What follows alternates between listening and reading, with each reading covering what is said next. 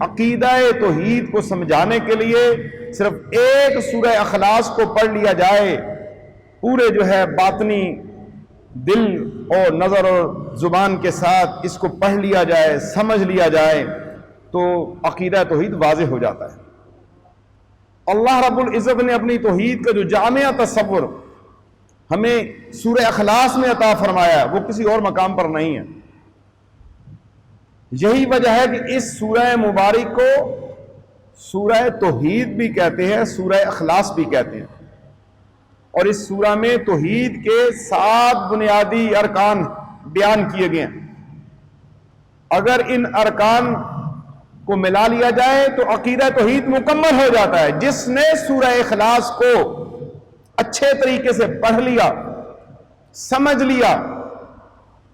کسی اہل اللہ سے، کسی عالم دین سے، ذمہ دار بندے سے جو قرآن کو سمجھتا ہو،